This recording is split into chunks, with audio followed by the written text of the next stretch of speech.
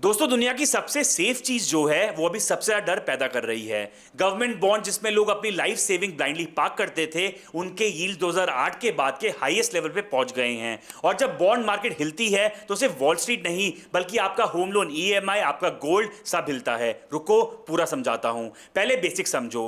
Government bond मतलब आप सरकार को पैसा उधार पे देते हो और बदले में सरकार आपको इंटरेस्ट देती है। यील्ड जितना हाई मतलब इन्वेस्टर उतना ज्यादा पैसा मांग रहा है रिस्क के लिए। अब देखो, अमेरिका, जर्मनी, जापान और यूके सब जगह 30 साल वाले बॉन्ड्स जो हैं उनकी यील्ड्स मल्टी डेकेड हाई पे पहुंच चुकी है। यूएस में तो 2007 के बाद का हाईएस्ट लेवल है। ये नॉर्मल नहीं है।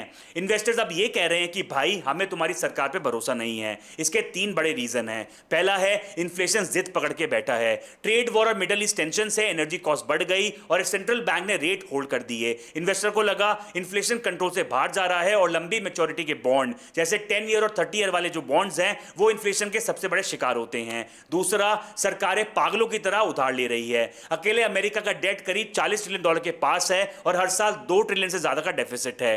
तीसरा और सबसे इंटरेस्टिंग ये है जो है AI boom. Tech companies AI data centres बनाने के लिए इस साल $1.5 ट्रिलियन के बॉन्ड्स बेच चुकी है। मतलब अब सरकारों को इन्वेस्टर के पैसे के लिए बिग टेक से कंपीट करना पड़ रहा है। हालत इतनी सीरियस हो गई कि यूएस ट्रेजरी को इमरजेंसी मूव करना पड़ा, जहां उन्होंने अनाउंस किया कि वो अपने ही लॉन्ग टर्म बॉन्ड वापस खरीदेंगे, बायबैक डबल करेंगे। मार्केट थोड़ी सी शांत हुई बट डैमेज पूरा रिवर्स नहीं हुआ। और अब याद रखना, बॉन्ड डील सिर्फ एक नंबर नहीं है, ये mortgage rate, car loans, corporate borrowing सब कुछ डिसाइड करता है। यूके में तो 2022 में एक पीएम की कुर्सी चली गई थी बॉन्ड मार्केट की वजह से।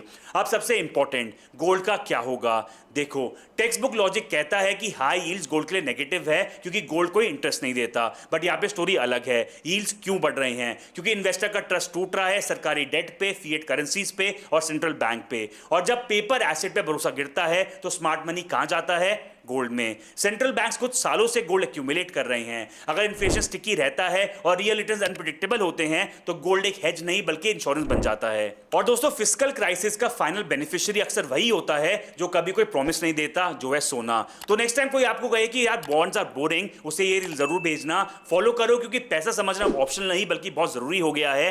Take care. जय हिंद।